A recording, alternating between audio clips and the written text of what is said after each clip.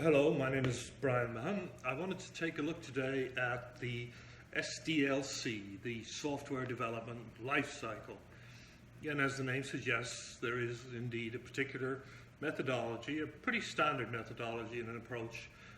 It's a structured thing in order to develop professional software. So it's the difference between, we'll say, the methodology that might be used by a large company and the more ad hoc approach that might be used by an individual developing some software. So I want to run through this and give you an idea of how professional software is sequentially developed without getting technical.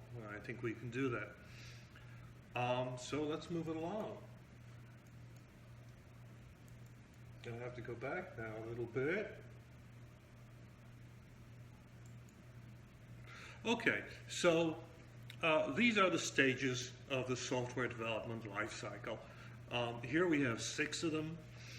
Depending on who's presenting the material, it will generally be 6 or 7 stages, but they're pretty much all the same. If you take a look at this diagram here, I'm not sure what you can exactly read from where you are, but if you look up here, the very first stage is initiation, and that makes some sense. Prior to getting the project up and running, we're going to initialize a few things, and there will be discussion with the business unit, the actual managers, and indeed the CEO and the senior people in the corporation who want the software to add value, and this is their idea. So they put forward the business case before it's selected as a project to be implemented by software engineers.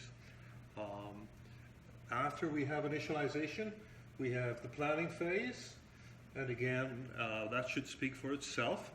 But once everything's planned, we move into what's called the analysis phase. We're still thinking, we haven't started writing code.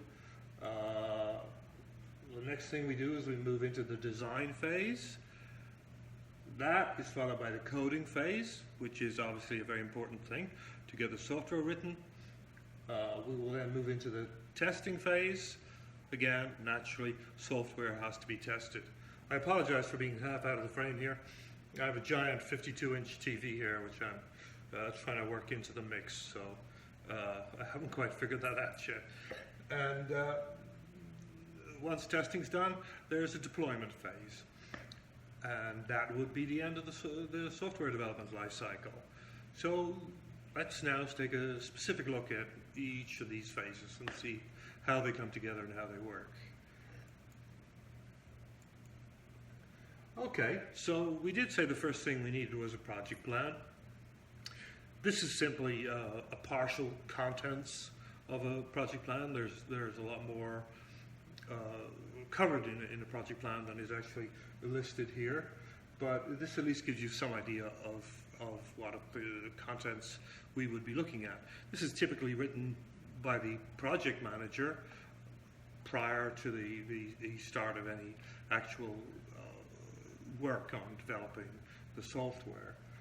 So we see he's outlining the project management approach here, the scope. Scope, you can substitute the word work for scope, so it's the work of the project, the milestones, which are significant events, cost management plan, procurement, scope again, quality, risk, and the table of contents. This is quite an extensive and very important document. You've heard the phrase, I'm sure, he who fails to plan, plans to fail.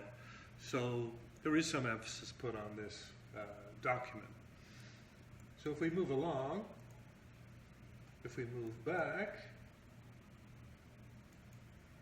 okay, so one of the first things you want to do, we're now moving into the analysis phase, is to look at the current state of the system prior to the building of a new system, and then we're going to look at the future state of the system, how the system looks once we're complete. And what we're really looking at here is the business process. Because if all we did in building new software was to build the old flawed process, but with new technology, we really wouldn't be adding value. So we want to look at the business process as it exists today, see if we can improve the business process. Here we have one this is actually for a pizza place. You probably can't quite see the writing there. I'm not sure how it'll come up on the proper video. But in any case, it's a little bit of a mess, and we have this guy here going around a little bit in circles, making his pizza. I see he gets dough, and then he gets extra dough. These steps are obviously not necessary. He gets tomatoes, and then he gets more tomatoes. Okay, so this is the current step, and we see about 6 or 7 processes in here. So this is the question to ask ourselves, well, can we, while we're building the new software, improve the process? And if we move on, we come up here with a much more logical, sensible process with fewer steps in it. And this is an important area for us to be looking at early in the analysis. The other thing in the analysis, the big thing in the analysis phase, is requirements gathering. You want to understand exactly what it is that the business unit wants to build. They have a concept in their mind. It's up to us to get it from their minds onto paper in a coherent fashion that engineers can actually build something from. So at this stage, we're beginning to get specific in the analysis. Now we're saying, okay, we want to build some software. Let's really spec this thing out. And the requirements document becomes almost the foundation of the project. It will work as an input into many other processes that we will see come up. If we move along here then, we have what's known as the work breakdown structure. Now, we said that requirements were requirements, which is true. The work breakdown structure is parallel but different. The work breakdown structure is telling us what needs to be done in order to achieve the requirements as stated by the business. So now we're getting into a statement of what it is we as engineers need to do to build this piece of software. Now, it's still at a certain level of abstraction, but we're breaking it down now into deliverables, actual things that have to happen before the software gets delivered. And this should be comprehensive also. Nothing should be left out. So it's a little like in court you say the truth, the whole truth, and nothing but the truth. Well, if you look at this work breakdown structure, it should be the work, all of the work, and nothing but the work. So at a relatively high level, we're going to drill down a little more. This work breakdown structure, is telling us at a reasonably high level all of the work that needs to get done. So what comes after the work breakdown structure?